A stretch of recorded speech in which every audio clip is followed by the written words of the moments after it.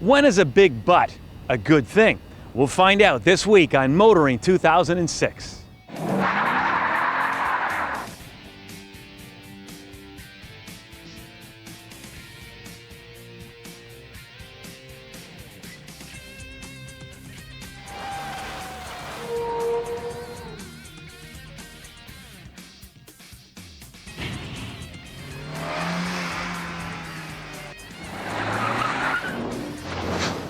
TSN's Motoring 2006 is brought to you by the new Q from Quaker State. Unleash all your horses. And Michelin, a better way forward.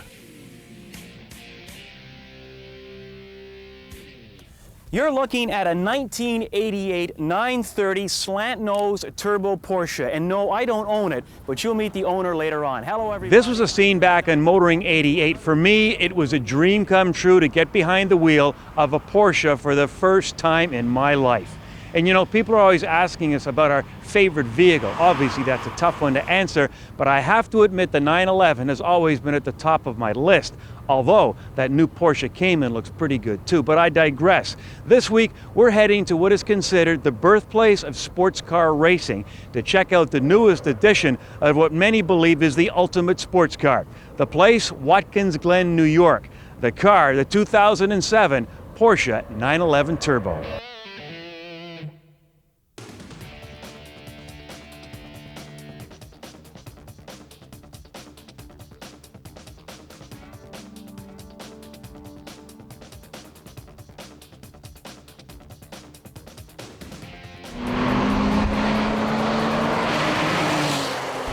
It is the sixth generation of the 911 Turbo, the first 911 Turbo coming out in 1975.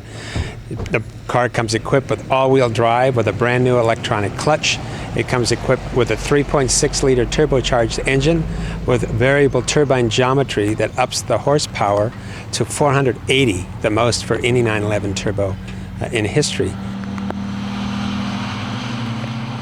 We're in Watkins Glen, New York, which is the home of sports car racing in America. In 1948, the very first sports car road race was held in a little village of Watkins Glen. And it's been the scene of many of the best drivers and the most exciting sports cars in history. And one of those race cars came here in 1974. It was the Porsche 911 Carrera RSR Turbo. It finished second in the 6-hour race. It was the very first turbocharged 911 to set its 4 tires on American soil. The 2007 911 Turbo will boost a 0 to 100 kilometer time of either 3.9 seconds with a 6-speed or 3.7 seconds with the Tiptronic S, and a top track speed of 310 kilometers per hour. With the optional turbo boost feature, it has 505 foot-pounds of torque. So it has more torque, more horsepower, a higher top speed, and quicker acceleration than any other 911 Turbo produced for the street. I think with cars like this, I'm going to be doing it a long time because simply it's so much fun. And part of it is when you get a car that's this good, you actually can go quickly, safely, and you're smiling all the time instead of grimacing in fear.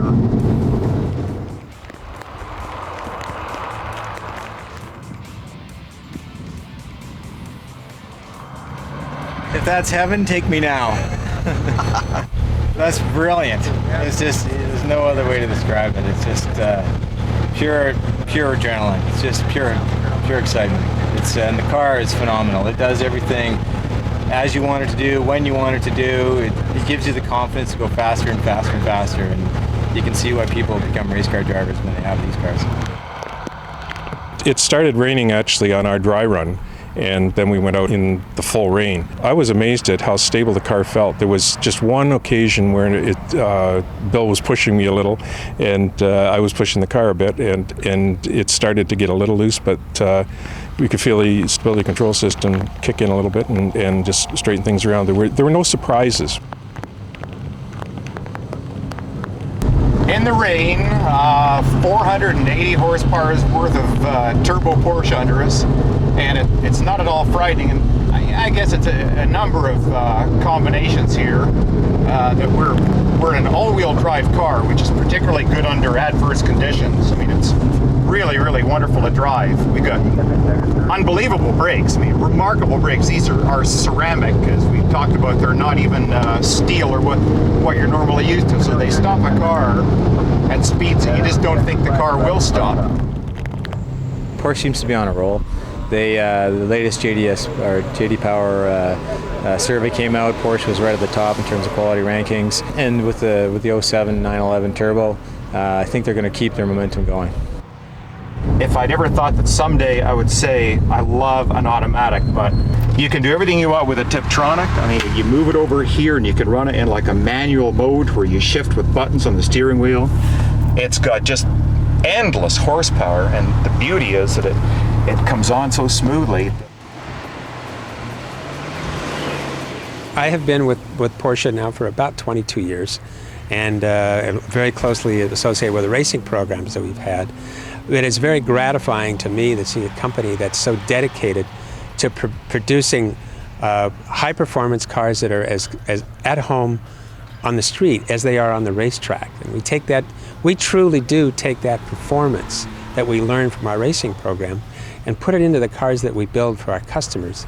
And it's gratifying to see the enjoyment that they get from driving them and the pride. It truly is a supercar.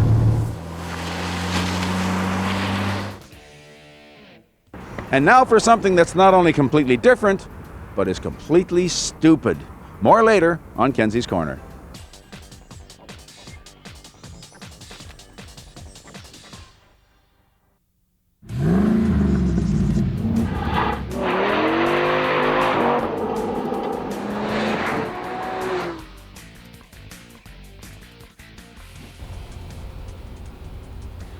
Over the years, Audi's product portfolio has changed a lot.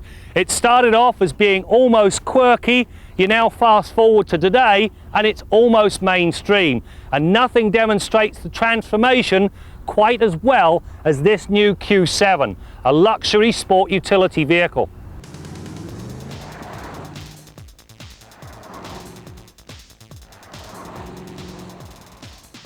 The Audi Q7 looks and feels like one seriously large vehicle. A big part of this overwhelming impression can be tagged on the optics at play. The tiny front and really short rear overhangs exaggerate an already long car. On the one hand, this means plenty of comfort and space. On the other, well, the sight lines are not all they could be. From the driver's perspective, too many headrests clutter the scene through the rear-view mirror, and it's difficult to adjust the side-view mirrors properly, which leaves a gaping blind spot. The constant shoulder checking becomes, well, a royal pain in the neck. All the way from its large optional 20-inch wheels to its 3,002mm long wheelbase, this Audi Q7 is a big vehicle. Big enough, in fact, that it will support 3 rows of seats. Now, don't go confusing this with a real 7-seater.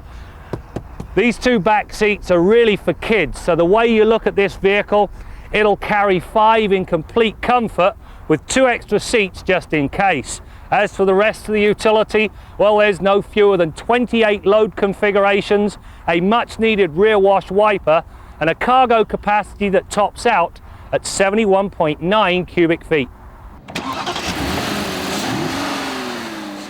There are 2 engines offered in Canada, a 280 horsepower V6 and the more appropriate 4.2 litre V8. The latter really is the only way to go. It provides the poop needed to motivate a 7-seat SUV with alacrity.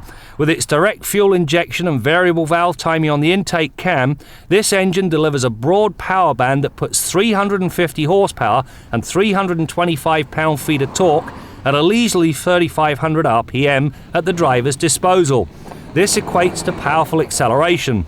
In hard numbers, the Q7 will run to 100 km an hour in 7.1 seconds, which, considering the portly 2480 kilogram curb weight, is nothing short of extraordinary. The downside is the thirsty 18.7 litres per 100 kilometres I averaged during the test. You know, a big part of the reason that this Q7 was so good through the pylons boils down to its optional $3,200 adaptive air suspension. Now this thing allows the driver to tailor the ride characteristics. There's 2 for off-road, 1 mode for comfort and another 2 modes for everyday driving. If you're doing a pylon test or challenging your favourite on-ramp, well, you pick the dynamic mode. It lowers the suspension and therefore the centre of gravity. When you get out on the highway and you want a little softer ride, you select the automatic mode. It really is worth the extra coin. When the V8's power is fired through a 6-speed Tiptronic transmission, which is one of the best Manumatics offered, and Audi's Quattro all-wheel drive, again one of the best, the resulting drive is both rewarding and sure-footed. Unlike many so-called sport utility vehicles, the Q7's Quattro drive favours its rear wheels when it comes to the torque split, sending 42% to the front and 58% to the rear wheels. This gives the big Q a more dynamic feel to its drive than most of its peers. Only the BMW X5 rivals the total package. You know, right out of the box, this Q7 comes loaded. However, if you love your luxury, you've got to go with the premium package. Now, among other things, it adds 4-zone climate control, so the rear seat riders can set their own fan speed and temperature. You also get a DVD-based navigation system that comes with a much-needed backup camera, premium leather, and this enormous sunroof. Now, this thing stretches 1,700 millimeters front to rear, and it really does make a big difference to the Q7. Without it, I get the sense the interior might be a bit dull and gloomy. With it, well, it's nice, light, and airy. For the times when the driver does manage to get a little carried away when challenging a fast on-ramp, there is a good stability control system waiting to right a minor wrong.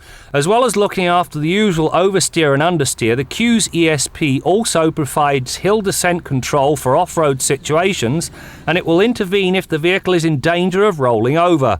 Likewise, the massive vented rotors and enormous calipers are up to the job of scrubbing off speed without fading into oblivion.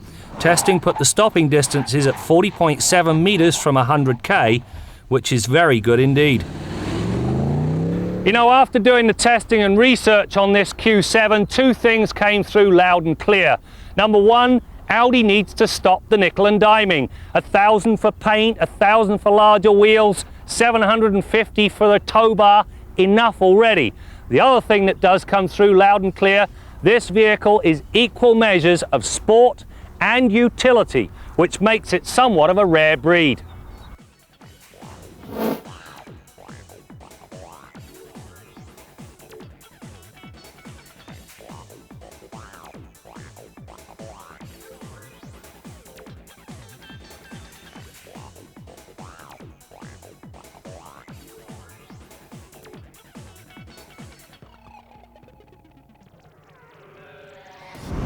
Time to update our long-term Honda Ridgeline pickup. We're at about 9,000 kilometers now, and you know something, the more I drive this thing, the more I like it. Interior-wise, ergonomically perfect. Everything's exactly where you want it, just great. The center console, I tell you, it's like the Swiss Army knife of consoles. You couldn't get more utility out of that little bit of space than what they've done with this one. Slides forward, compartments down in the front, at the back, you name it, it's got it. Another thing I really like is all the storage in this vehicle. You know, with passenger side airbags, a lot of vehicles don't have a very good glove box anymore. But the Ridgeline's got a huge glove box, tons of space in there, swallows up some really big items, so that's really great. And over here we've got a 3-compartment tray in here with a nice big ridge or ledge between each one. Keeps all your items exactly where they should be. Auxiliary power outlet. And you know what? Even down here in the floor, this little tray just ahead of the console has got some great ridges on the side. Hey, is this why they called this thing the Ridgeline? I'll bet you it is. Even the floor mats, great ridge around the side of those, keeps the slush in, keeps the water and the crud in when you're working. Great little work vehicle. And finally in the back, the same thing. Ridges on the floor to keep all your gear where you put it. You've got something to get it up against so it's not sliding all around. At just over 9,000 kilometers, only thing we've had to do service-wise so far, 1 oil filter and an oil change. That's the way a new vehicle should be.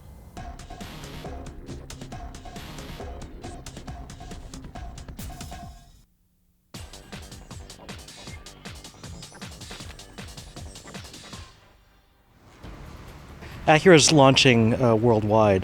They're going into China this year, and they're going to be starting to sell cars in Japan in 2008. And what this vehicle does is it kind of completes the product line for them. The turbocharged engine takes a little bit of getting used to because it doesn't make the noises and doesn't have the feel that you would expect of a Honda Acura engine. The pricing on the vehicle, they haven't announced it, mid-40s, and I'm interested to see what that's going to come in at. You know, Mazda's just brought out an interesting similar type of vehicle called the CX-7. It's in the low to mid-30s. So I think Acura, even though it's a luxury brand, they got to be cognizant of this. Usually at this point in the program, we join Bill Gardner in the Quaker State garage, but this week, something a little different, a different side of Bill, a side that comes with age. You see, Bill's always telling me how much he respects older people. They've been through life. We have a lot to learn from them. Well, as we're about to see, Bill is now playing the role of the elder statesman. I did my apprenticeship right out of high school. I went to Centennial College in Scarborough. I find that it's kind of a love-hate relationship with this trade. Most of the time I love it, but of course, like anything, it has its days, and there are times when you get involved with jobs that don't go well and you wonder what the heck you were thinking when you got into this whole deal. But I think if you look at it over the final analysis, years later, you'll find that it's a pretty rewarding trade. This campus is primarily for skilled trades and apprenticeship training. 80 to 90% of it is on the job. So the youth or kids, even adults, do the majority of their training through the ministry, training colleges, university. They do it in their workplace, the employer that's sponsoring their apprenticeship. The in-class portion is often held at Mohawk College for a lot of trades and other colleges throughout Ontario. Mohawk College is the #1 skilled trades trainer in Ontario. That's an abbreviation for... One of the big advantages to hiring an apprentice is that you can get a guy young and you can mold him to what you need. You know, you can get a guy who doesn't have any bad habits, because he doesn't have any habits in this trade, right? He doesn't have any preconceived notions of how things should be. So if you get a really good kid and you work with him, you train him, and you give him the right environment, he can turn out, you know, to be a really valuable employee. Journey people have had to adapt continuously, and that's a trait of skilled trades learning in general, is that you always have to keep up to date with your knowledge and your trade. So having someone like Bill here has been good for that reason, because he is obviously abreast of the trends and technologies that are in place today. First of all, you need to be buying an older car to start off with, a car that and preferably a car that's got some known problems with it that you can work on yourself to rebuild or rejuvenate. I work at an auto body collision shop, and I've worked on mechanics, and I started repairing one of my cars, my first car, taking the rust off and taking dents out, and I just fell in love with it. I think, you know, the apprentices today are looking at more sophisticated cars, and it may be actually a little more difficult for them in that they didn't see that old simple stuff and have that progression that I had. You know, like I was crawling, I was walking before I ran, and they've got to run right off the bat now. You still need that foundation of sciences, mathematics, you know. And the check engine light on the dash of the car would start flashing a Morse code, and it would flash, for example, you know, we go flash, pause, flash, flash, and that was 12, code 12. Custom display or deluxe. It's funny, you know, how many things change, but how many things stay the same. You know, a lot of the problems are still simple things, and you know, the tendency is a lot of times we want to start off by doing brain surgery, when in fact, you know, all we need is a Band-Aid. From this session, I learn a lot. I feel the same skin like Bill, and I want to be like him. And I learn a lot. This trade is very valuable to me, and I really enjoy it. And I'm doing for fun and for living and for everything. It's amazing, you know, when you get into some of these jobs, and they sound scary at first, but you get into them, and if you've got the right approach, the right tools, the right equipment, the right diagnostic procedure, you can fix pretty much anything.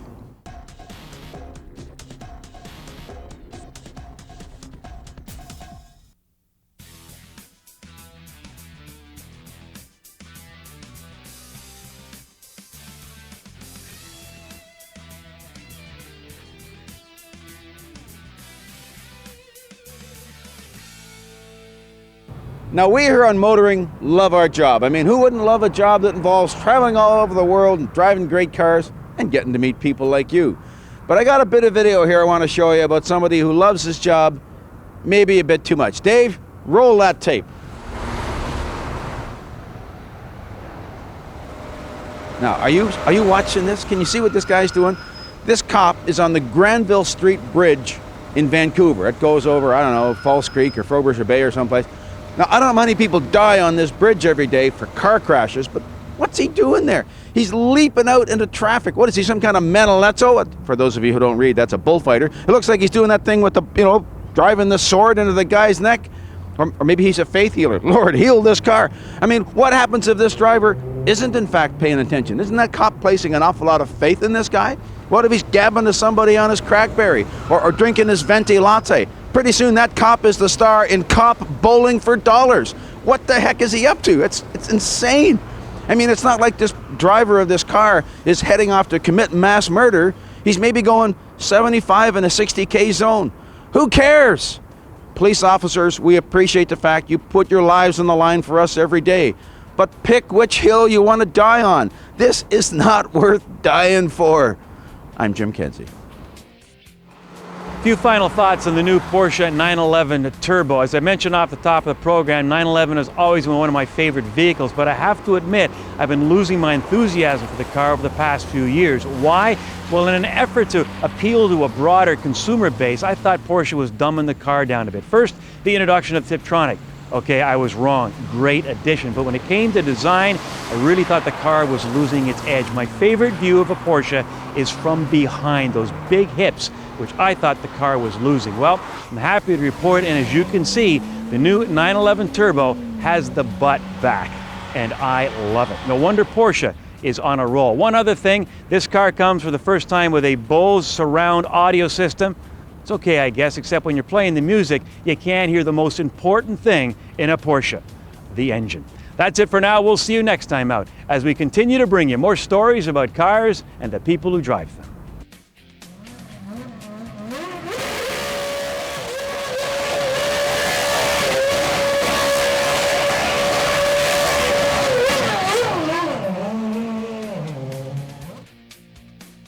TSN's Motoring 2006 has been brought to you by the new Q from Quaker State. Unleash all your horses. And Michelin, a better way forward.